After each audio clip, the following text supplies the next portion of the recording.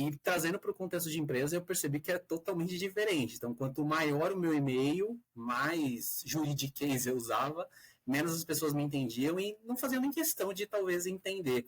Eu conversando com alguns amigos e, preciso de uma ajuda, te passei ali o e-mail e tal. E a galera voltou para mim e falou, olha, de verdade eu nem leio seus e-mails. E aquilo aí para mim foi tipo, como assim você não lê meu e-mail? Vai passar esse momento aqui em que as pessoas estão tentando entender o domicílio. Eu vejo que isso já está acontecendo. E acredito que a decisão que a gente toma aqui de como integrar o sistema hoje, independente do seu nível de empresa, ela vai mudar bastante o futuro de como você vai trabalhar com essas informações ali dentro do seu jurídico ou departamento. Algumas vezes, vejo muito em discussões que o entregar rápido, às vezes, de qualquer jeito. Então, não dá para a gente confundir agilidade com negligência. Uma coisa é eu entregar rápido dentro de um método, então eu errar cada vez mais rápido para eu aprender e corrigir, e outra coisa é simplesmente eu sair pulando etapa e entregar aquilo ali de qualquer forma. Eu estou sendo negligente se eu fizer isso. Então, bem-vindo, bem-vinda. Eu sou o Léo Toco, esse é o podcast Jurídico Ágil. Aqui você encontra tudo sobre gestão, inovação e inteligência artificial focado no mundo jurídico. Nesse episódio, a gente vai falar bastante sobre Legal Ops, domicílio judicial eletrônico, metodologias ágeis e, com certeza, inteligência artificial. Eu convidei o Breno Guimarães para conversar com a gente, e a história dele é bem interessante porque eu conheci um artigo dele bem interessante quando eu estava buscando montar a newsletter. E a gente vai falar um pouquinho sobre esse tema e o tema que ele colocou ali no artigo. Então, para a gente começar, Breno, primeiro, obrigado por estar aqui com a gente. Fala um pouquinho sobre você, sobre a tua carreira e como é que tem sido isso. Obrigado, Léo. Começaria agradecendo aqui pelo espaço. É muito bacana esse tipo de iniciativa. Como eu comentei com você, eu escuto bastante podcast aqui indo para o trabalho. Foi um método aqui que eu comecei a aprender bastante ouvindo, e é legal estar participando, estar desse lado aqui da telinha agora, é bem bacana. Bom, eu sou Breno Guimarães, eu tenho 29 anos, sou formado em Direito aqui, advogado, mas desde cedo, já na faculdade, eu percebi que o jurídico tradicional ali, as questões, digamos assim, mais artesanais do direito não era muito minha praia. Eu gostava bastante ali do chamado barriga no balcão, de estar no fórum, em contato com as pessoas, e tentei moldar minha carreira cada vez mais para isso, né? Então, entendi que a parte de negócios, a parte de produtos ali, processos, era interessante. Comecei a trabalhar numa empresa que exigia um pouco desse conhecimento e acabei ali fazendo um MBA em gestão de negócios, um pouquinho para entender sobre números, projeção de balanço, essas coisas, e de fato eu acredito que eu me encontrei mais aqui nesse ramo do que na advocacia talvez tradicional. Né? Excelente. E é interessante que quando a gente estava conversando para pensar o podcast, você trabalhou em vários projetos distintos, né? Desde tagueamento de contrato para inteligência artificial até o projeto recente do domicílio judicial eletrônico. Fala um pouquinho sobre os projetos que você tem trabalhado e como é que funciona isso. Legal. Eu comecei a trabalhar bem cedo, tive bastante sorte, então desde o meu primeiro ano ali na faculdade eu já consegui fazer estágio, comecei numa empresa de leilões judiciais ali, e para mim era fantástico como essa parte de tecnologia permeava ali a vida do advogado e das pessoas que trabalhavam nesse meio. Eu trabalhava numa empresa que era bem disruptiva para a época, até hoje, que era de leilão judicial online, então eu lembro que era uma modalidade que eu tinha que ir nos fóruns e explicar um pouquinho sobre ela, não era uma coisa tão conhecida, isso nem faz tantos anos assim, e eu já tinha bastante contato com a área de tecnologia, então com as pessoas que de fato trabalhavam com tecnologia, desenvolvedores, e eu lembro que uma vez quando a empresa começou a usar a Oracle ali para gerar os editais de leilão, então passava horas e horas escrevendo trechos do edital de leilão e simplesmente conseguiram, com uma tecnologia, criar um sistema que fazia esses editais de um molde, digamos assim, que a gente só preenchia alguns pontos. E aquilo ali para mim era fantástico. Eu percebia que o meu trabalho de muitos anos tinha sido, não automatizado, mas ele tinha sido, de fato, tornado mais eficiente. E aí eu já despertei bastante para a tecnologia nessa empresa específica. Depois de um tempo, a minha esposa já trabalhava no ramo bancário, já conhecia ali como funcionava, tinha bastante interesse de ter essa visão eu já estava numa multinacional, queria conhecer uma empresa com uma projeção de carreira também nacional, e foi quando eu tive a oportunidade de ter ali uma participação no Itaú. Então, eu comecei com um cargo temporário, na época era operações, mas não era legal ops, era operações de cartão de crédito, então a gente fazia toda a parte de back-office da área de cartões. Tive bastante experiência, eu conheci de fato o que era uma operação, antes mesmo de trabalhar na operação jurídica, então como funcionava, a questão de prazos, tudo que a gente conhece no jurídico hoje, mas de uma forma um pouco diferente, uma visão mais negócios. Depois de um tempo, eu estava no mercado, então terminei esse contrato temporário, fiquei 3 meses em uma outra empresa e consegui voltar aqui para o Itaú, numa área que já era, na época, operação jurídica, né? Então, eu passei por cargos ali bem operacionais, que a gente fazia a captura de provas no sistema para, de fato, subsidiar os advogados ali que faziam as defesas do banco. Consegui passar por outras áreas também, como quebra de sigilo bancário, coisas desse tipo, e foi quando a minha carreira começou a convergir um pouco mais para o lado de projetos. Você comentou aqui do domicílio eletrônico, né?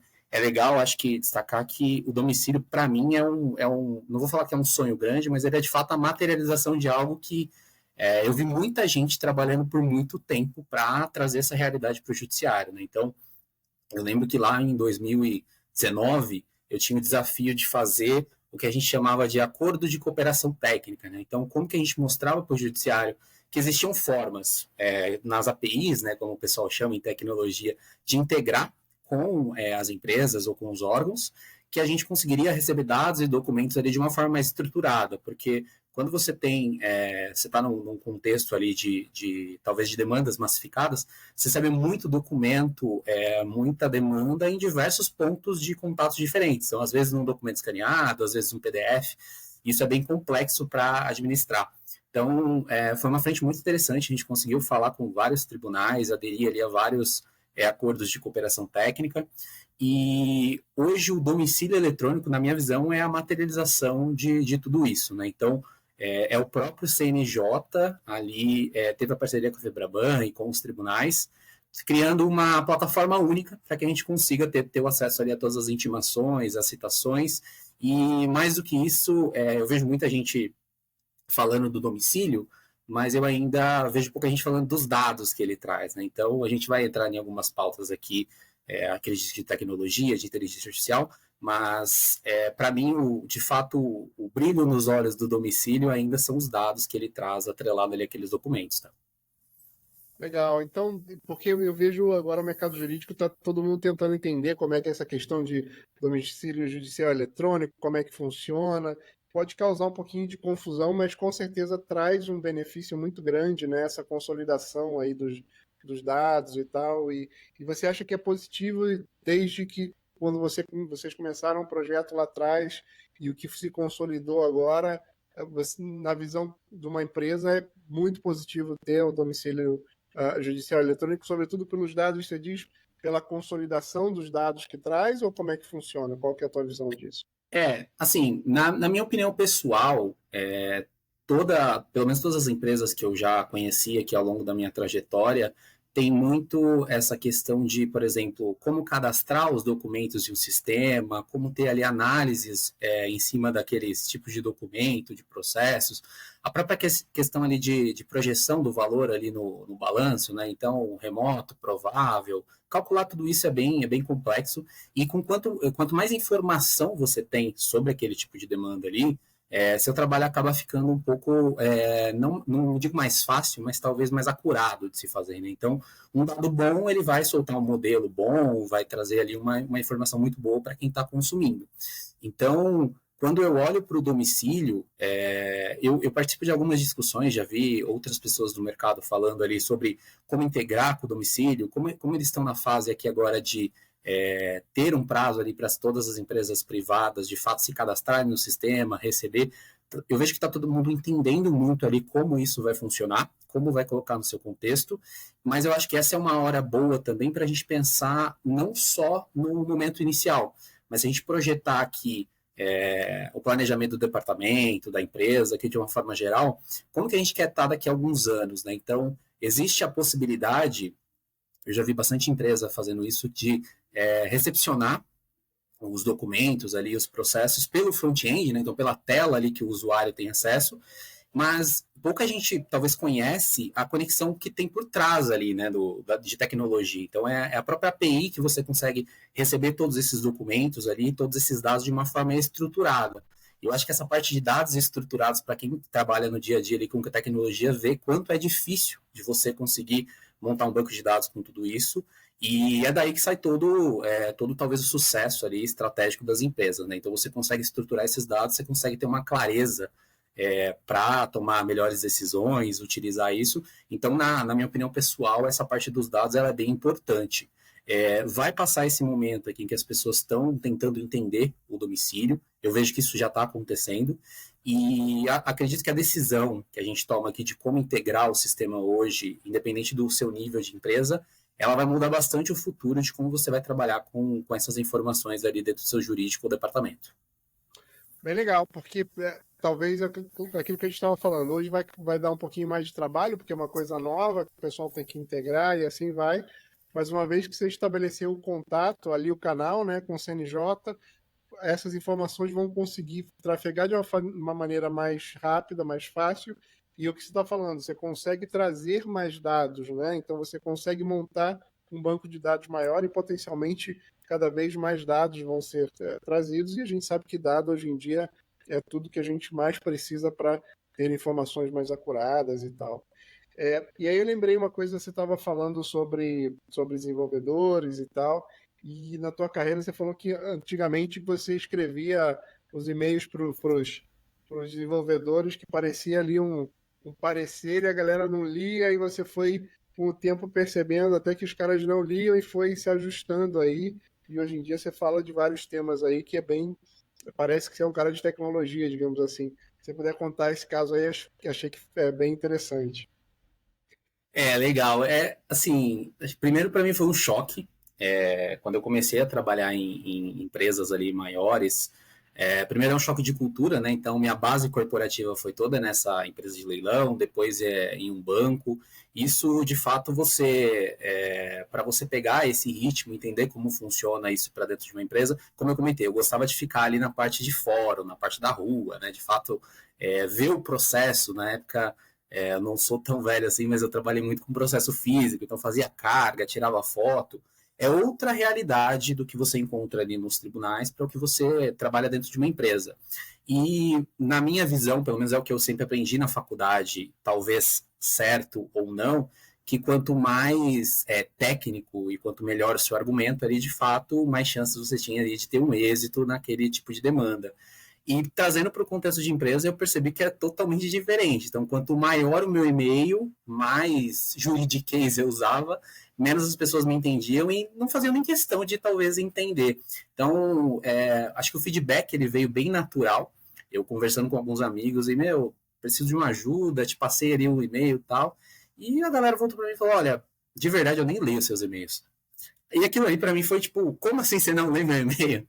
Olha, não dá tempo, tem muita coisa. Se você puder resumir ali, colocar o que você precisa e tal, a gente pode ajudar. E quando eu peguei de fato esse ponto aqui, comecei a tentar trazer ele, eu comecei a cada vez mais, eu escrevia ali alguma coisa, texto. O pessoal em tecnologia usa muito documentação técnica, né? E eu achava que documentação técnica para um produto jurídico, para um projeto jurídico, era técnica jurídica, mas é uma tecnologia de fato. Então, quanto mais sucinto eu conseguia ser, eu comecei a perceber que eu, na verdade, estava virando uma ponte de tradução, né, entre os desenvolvedores e os advogados. E eu fico feliz hoje quando algumas pessoas trabalham comigo ali, até brincam e falam, nossa, até esqueço que você nunca estudou sobre tecnologia, não tem uma faculdade, né, formada ali como desenvolvedor. Eu acho isso bem bacana, porque, de fato, para mim é um feedback diário que eu consegui superar essa barreira. Então, hoje eu brinco que eu não consigo me enxergar mais como advogado. De fato, eu aprendo todos os dias com várias coisas, então é até difícil me descrever no meu dia a dia, mas eu fico muito feliz de conseguir conectar as pessoas ali aos objetivos. Então, falar de uma forma mais clara, escrever de uma forma mais clara e conseguir, de fato, com que as pessoas alcancem ali o que a gente tem planejado. Porque Porque no final do dia é isso, né? A gente é pago ali para resolver o problema e não para criar ali muitos dependes, muitos porquês que a gente costuma fazer. É de fato chegar ali no resultado, né? É bem interessante isso que você coloca, porque até estava vendo um artigo hoje, o pessoal falando dessa 1,5 milhão de advogados e as faculdades continuam formando advogados, e como é que vai funcionar isso e tal. E o primeiro pensamento que você tem é, cara, como é que vai ser tanta gente advogando e tal? Mas existem várias carreiras e até você é um grande exemplo disso, que até foi bem natural, né? Porque às vezes eu já na carreira já ajudei vários advogados na transição de carreira, sair da advocacia para ser gerente de projeto, gerente de produto e várias áreas ali. E algumas pessoas que não estavam felizes com a advocacia, mas não precisa necessariamente você não estar feliz ou não, é só uma questão de uma projeção de carreira e vendo que você tem outras possibilidades e tal. E não é só você pensar, advogado, eu vou ter que advogar. Não, existem uma, uma, uma, uma gama enorme de possibilidades, né? Isso é bem interessante e é o que você colocou ali. E essa questão de flexibilidade, você falou ali, você foi tendo que se adaptar, né? Para conseguir tramitar, para conseguir trabalhar ali no ambiente jurídico e técnico de tecnologia e tal. Quais outras características você acha que foram importantes ou que são importantes aí no teu dia a dia para que você consiga aí exercer o teu trabalho atualmente? É interessante esse ponto que você trouxe, porque, por exemplo, essas questões de transição de carreira mesmo, eu não tinha essa visão há, sei lá, 7, 8 anos atrás, que minha carreira ia tomar o rumo que ela tomou. Mas a partir do momento que eu percebi o que eu gostava de fazer, o que eu tinha predisposição, eu lembro que eu tive um chefe logo no meu início ali de trabalhar na operação, que de fato ele falou assim, olha para todo mundo aqui ao seu redor. A gente tem alguns advogados, normalmente todos estão ali de fato no jurídico, não estão tanto na operação, e talvez a sua formação aqui, isso possa ser um diferencial para você.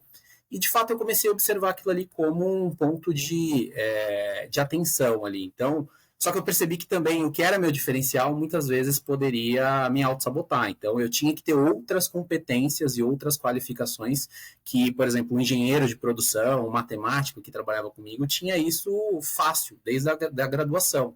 Então, você falou sobre as características ali, o que de fato talvez eu tenha que ter aprendido. Primeiro que eu aprendo até hoje, né? Então, de vez em quando ainda surgem muitos termos ou tecnologias ou questões do dia a dia que para alguém de tecnologia é muito simples. Eu ainda demoro bastante para poder, talvez, colocar ali no meu contexto, mas é uma coisa que faz com que eu tente estudar cada vez mais e entender cada vez mais. Então, todas as vezes que eu saio de uma agenda ali, de uma conversa com alguma dúvida, eu sempre tento pesquisar depois o que aquilo ali significa, como que funciona, porque eu vejo que aquilo agrega de fato no meu dia a dia. Então, a gente fala muito de metodologia ágil, tecnologia. Eu tive bastante sorte, porque minha agenda de capacitação que a gente tem internamente onde eu trabalho é muito grande, então a gente tem bastante possibilidade de fazer diversos cursos, aprender sobre diversos temas, então existe uma agenda muito grande para aprender Lean dentro da empresa.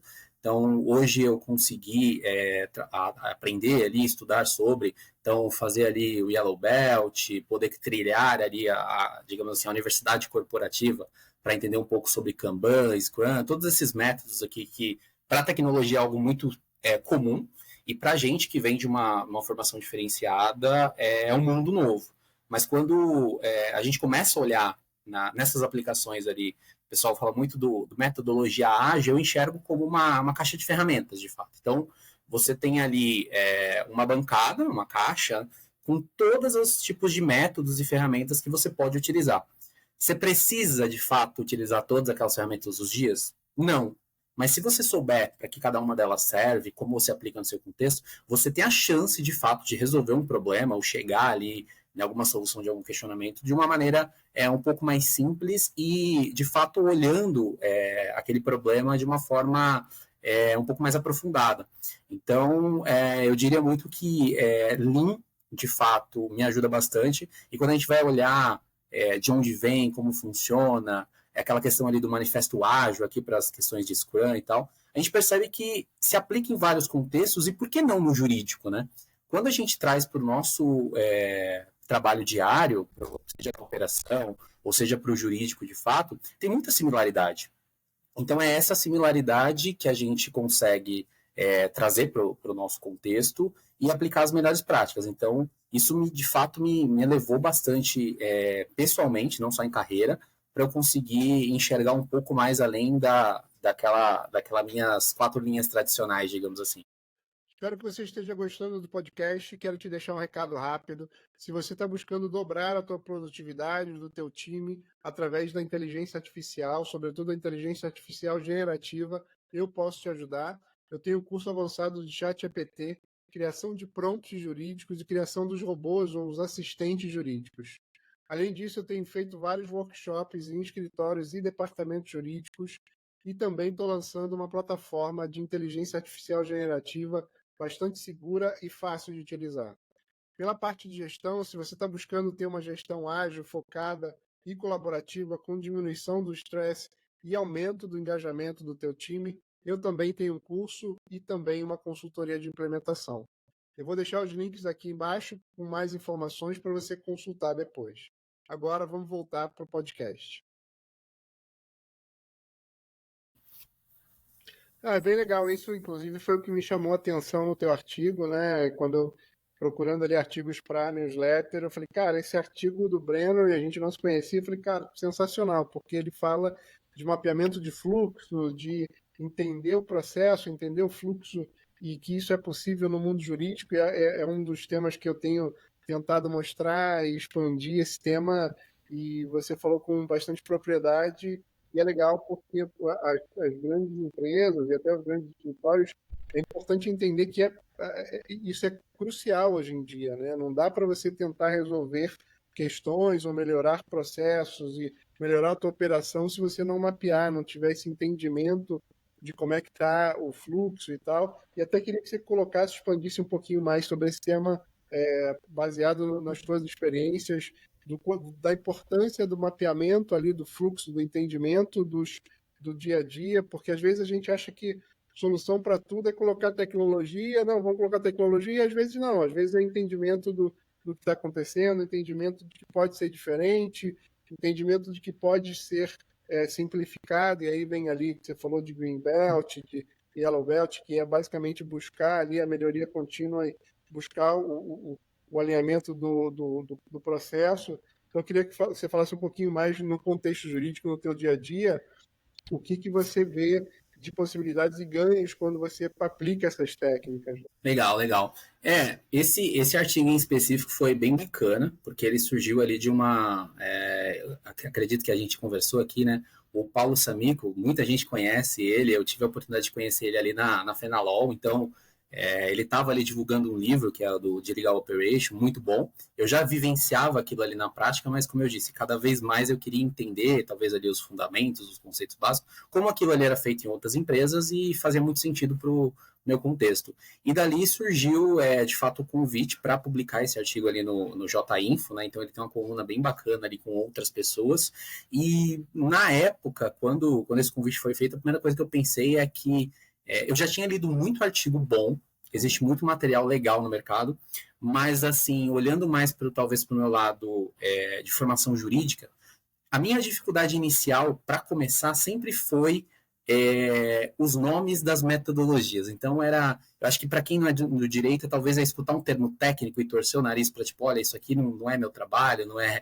Então essa parte de fato sempre me assustou bastante. E assustou no sentido de que talvez eu até me barrava de tentar procurar esse conhecimento para pensar assim, olha, isso daqui talvez é para alguém que estuda engenharia, algo do tipo.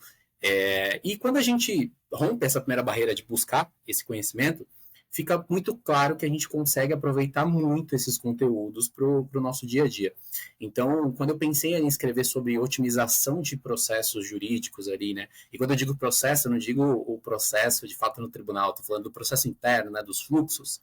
Eu percebi que eu tinha que trazer uma linguagem talvez até mais neutra, então tentar colocar o mínimo de termo técnico possível, porque é o que eu escrevi o artigo que eu gostaria de ter lido no início ali da minha trajetória.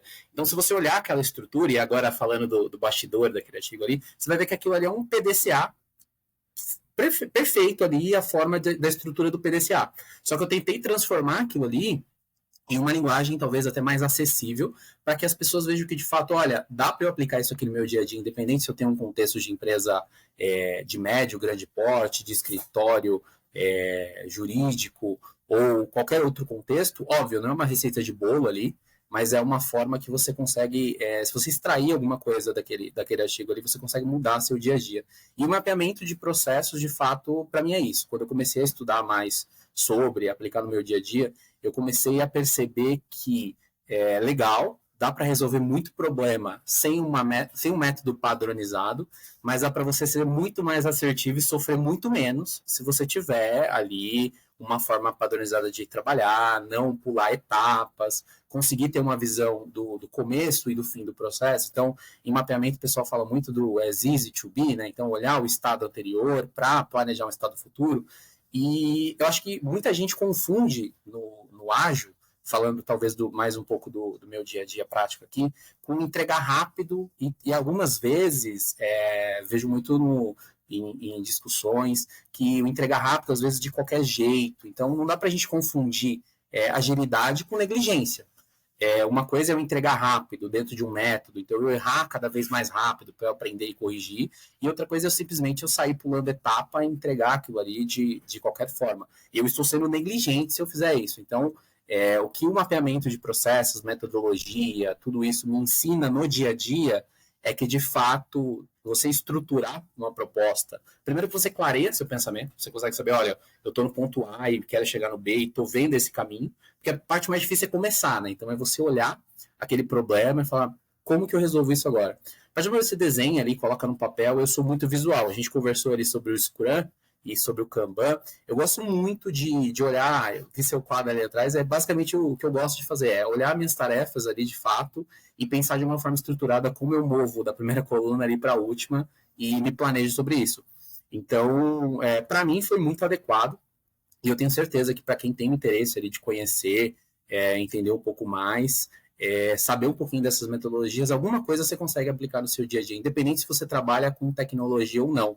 Porque a gente tem muito, talvez, essa sina de eu quero automatizar, eu quero inteligência artificial, mas como a gente comentou, se a gente não tem um dado bom, se a gente não tem uma estrutura legal, se o caminho, ele de fato está torto ali, a gente não sabe, eu solto do ponto A e como ele vai chegar no B, o que ele bate até lá, né? Quais são os gargalos ali nesse fluxo, com que tempo que ele faz isso, eu não consigo dimensionar a equipe, eu não consigo escalar processo, eu simplesmente vivo ali. Eu vi uma frase, acho que no LinkedIn esses dias, que é: empresa sem processo é um eterno incêndio.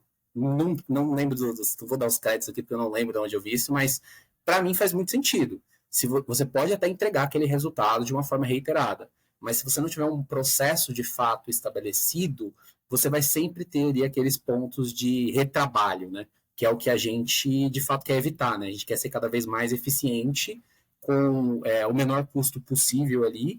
E acho que o principal de tudo é dar qualidade de vida para as pessoas. Né? Ninguém gosta de fazer um trabalho robotizado, né? Um trabalho reiterado, que você não sente que você está agregando valor ali de fato para o objetivo da empresa. Então, isso de fato libera as pessoas para pensar cada vez mais e ajudar cada vez mais esses objetivos. É interessante o que você estava falando, porque essa questão de mapear o processo, mapear o que você está, é basicamente mapear o que você está fazendo, né? E às vezes, como é muito natural, a gente está muito acostumado a fazer e não pensar como a gente faz, parece difícil. E tanto quando a gente implementa ali a gestão ágil, sobretudo o Kanban, que a gente precisa colocar as colunas, e as colunas no Kanban é basicamente o fluxo dos principais pontos onde passa, né? Onde é que passa o teu dia a dia. E também quando você cria prompts ali para a inteligência artificial, você basicamente diz o que você faz ou o que você espera e você coloca o passo a passo. Então, cada vez mais vai ser importante, tanto para a gestão quanto para a tecnologia, a gente conseguir entender a maneira que a gente faz, a gente conseguir revisar a maneira que a gente faz, tanto de forma individual como em grupo. Então, esse pensamento que o Lean ou que o Ágil, eles trazem e forçam a gente a entender, a olhar o sistema que a gente diz, entender os pontos, entender a entrada, entender a saída. Isso cada vez é mais importante, né? E isso muda o jogo. E é legal porque essas grandes empresas, a que você trabalha, por exemplo, tem um foco muito grande e tem um motivo, né? Porque não adianta a gente querer, como a gente falou, ficar querendo colocar tecnologia só sem alinhar os processos, sem deixar as coisas mais diretas, mais simples, com menos loops ali. E a gente consegue ser, com isso, a gente consegue ser mais feliz porque você está a coisa está andando, o fluxo tá andando de uma maneira bem melhor, né? E como é que você acha que isso tudo encaixa com o Legal Ops, Legal Ops hoje em dia é um tema aí também do momento e muito importante ali, você falou do CLOB, que agora é CLOC Brasil, e tem várias outras instituições e tal. E eu queria que você falasse um pouquinho como é que você vê o que é Legal Ops para você, como é que você utiliza e qual é a conexão que você vê entre aí metodologias ágeis e Legal Ops e tudo. Legal. Eu tenho bastante sorte de entrar em um lugar que foi uma verdadeira escola para mim. Então, eu brinco aqui que primeiro eu trabalhei com operação jurídica, para depois eu de fato entender o que era uma operação, qual que era aquele valor ali para o negócio, e buscar até conhecimento técnico sobre, né? Então, eu caí no dia a dia da operação de uma equipe de produção ali que a gente fazia de fato a extração de documentos, né? Então pegava ali as provas para confeccionar as defesas e eu tinha muito a visão do meu pedaço, né? Do meu processo e como aquilo ali funcionava. E quando eu comecei a me movimentar ao longo dessa, vou chamar de esteira aqui, né? Trazendo um pouco para o Lean ali. Se a gente pensar numa linha de produção de um carro, então tem desde a pessoa que parafusa o chassi até o último cara ali da pintura, por exemplo. A gente tem várias etapas dentro desse trabalho aqui. Quando eu comecei a enxergar o carro montado ali de fato, eu comecei a perceber o quanto era importante uma operação jurídica, e não só no nível, de fato, operacional, né, mas no nível estratégico. Então, muita coisa que a gente tinha contato com os processos, que o jurídico tinha muito a visão ali dentro do tribunal, ou da parte mais estratégica, a operação, de fato, gerava muito os insights valiosos ali, né, de fato. Então, a gente consegue operar muito com o jurídico e operação, para mim, não tem muita diferença, é um só. Então, de fato, ali está todo mundo tentando entregar valor para o cliente, que é o principal. E essa soma, para mim, é muito importante. Então, a gente falou aqui sobre a questão dos mapeamentos e tal, trazendo aqui agora para o conteúdo mais técnico, né, que é o que eu fui buscar depois de trabalhar por um tempo. Tem muita gente boa que entende muito sobre isso, eu aprendo bastante lendo artigos, livros e pesquisando mais sobre o tema, e você sempre se depara com a CLOC, né, que agora, inclusive, o pessoal tem aqui no Brasil, era CLOB, virou CLOC, pessoal muito bacana, que tem bastante experiência prática e consegue ligar a prática com o teórico ali.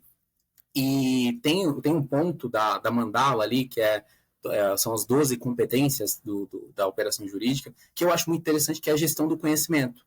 Eu acho que é pouco falado, pouco explorado, mas eu acho que é um grande ativo de qualquer empresa. Porque eu já trabalhei em lugares que se o cara que te ensinou a fazer aquilo ali saísse, você estava perdido, porque o conhecimento estava todo, muitas vezes, centralizado com alguma pessoa, algum setor, alguma área, e é um ativo da empresa, né? Aquilo ali, de fato, é uma produção que está dentro do core ali do negócio.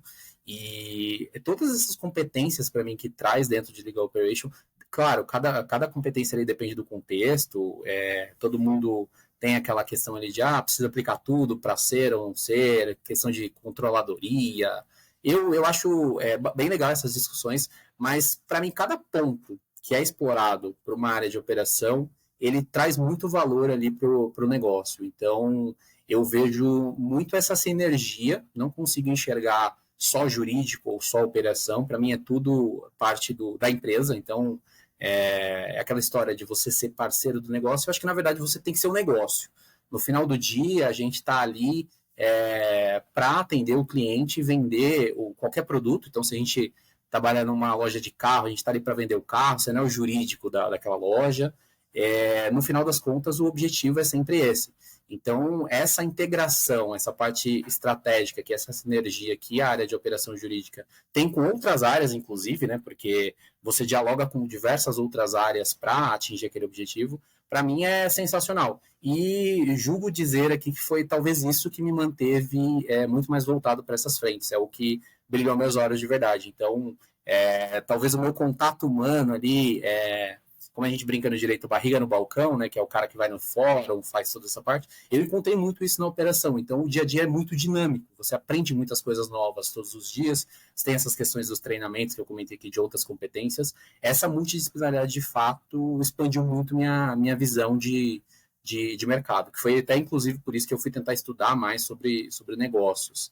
É um ramo muito que, ao meu ver, dificilmente grandes empresas e grandes escritórios vão conseguir viver sem, porque a gente vive num momento de demanda cada vez mais massificada, né? O judiciário sobrecarregado, muitas questões processuais por diversos motivadores, e você ter, de fato, um olhar mais estratégico, ali, uma área que se dedica a evoluir a forma que você trabalha, me parece muito benéfico. Eu vejo muito case bacana de diversas empresas que já atuam nesse modelo.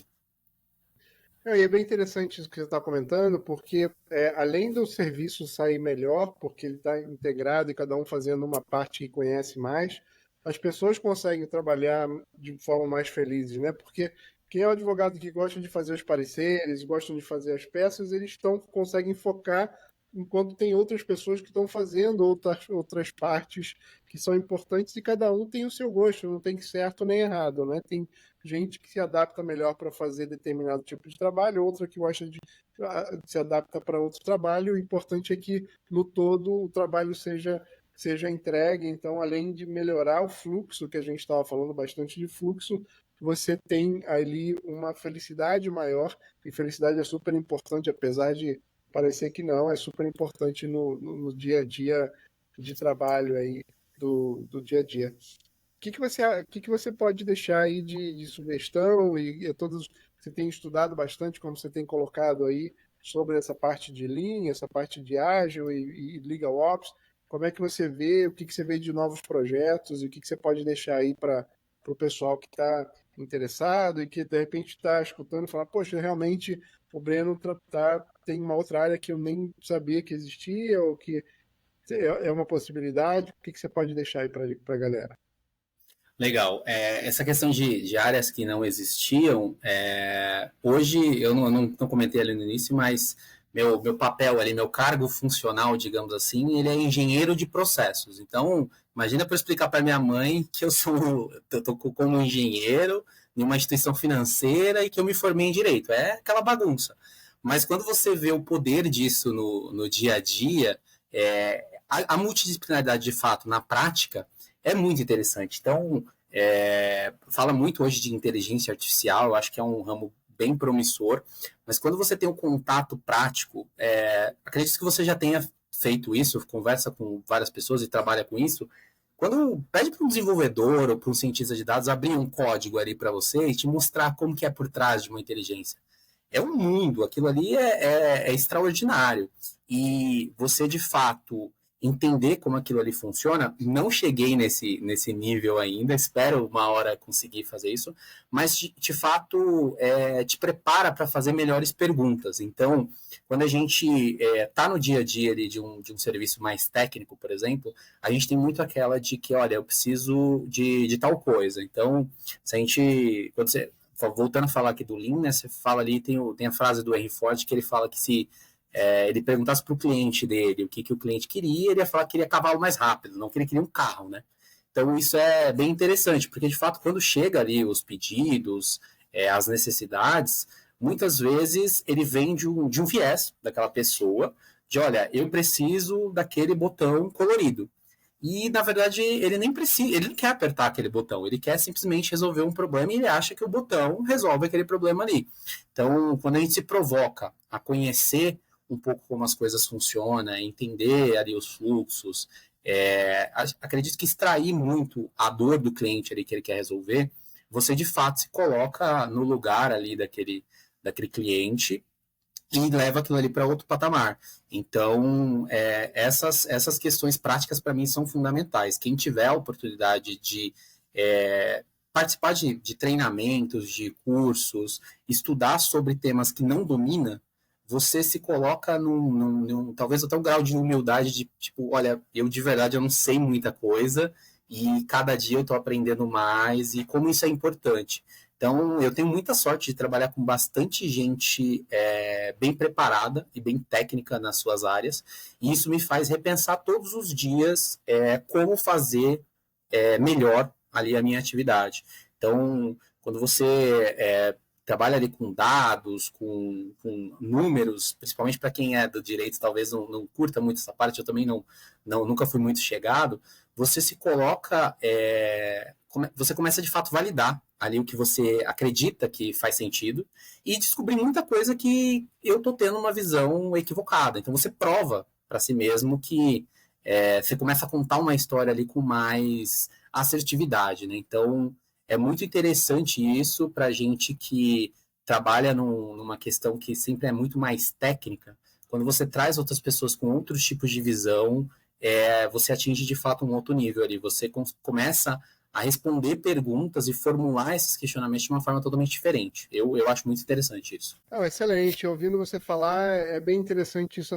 Eu acho que, sobretudo, essa flexibilidade que você teve de aprender, reaprender, entender, ouvir.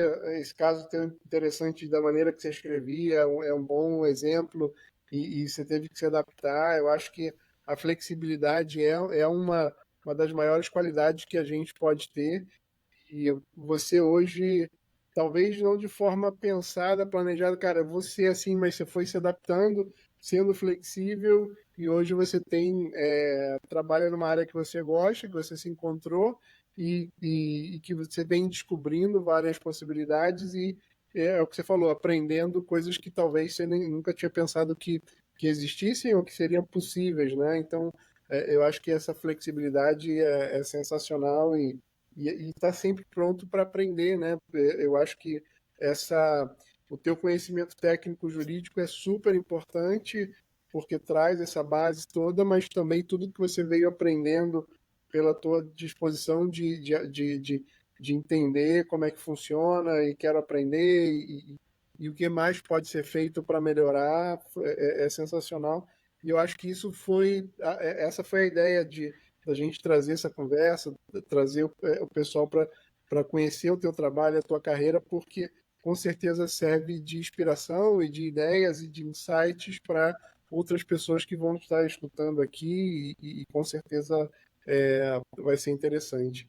Então, eu quero te agradecer muito aí pela conversa. Como eu falei, foi um achado ter visto primeiro teu artigo, a maneira que você pensa e depois a gente ter conversado.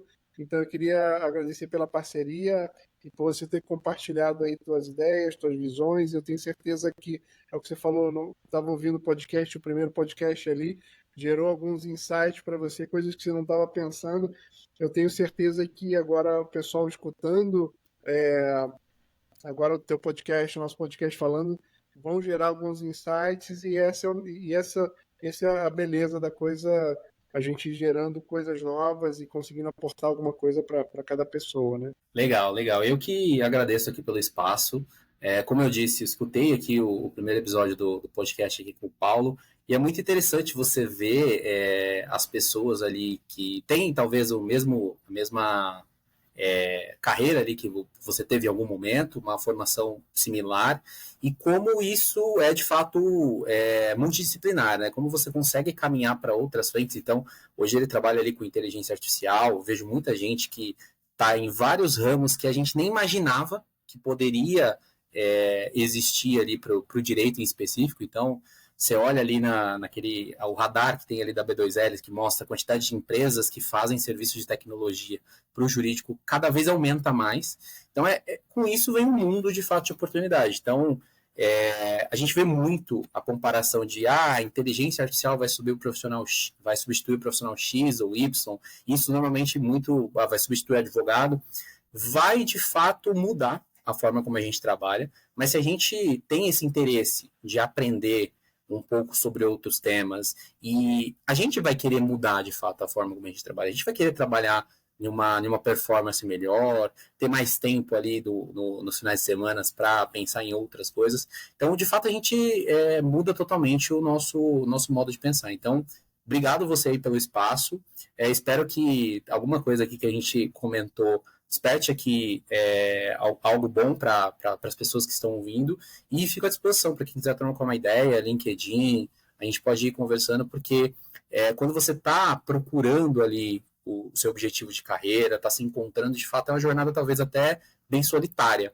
Então, conte com outras pessoas que já estão trilhando esse caminho ou já trilharam e converse, porque isso de fato muda demais aqui a forma como a gente vai se encontrando e se descobrindo na carreira.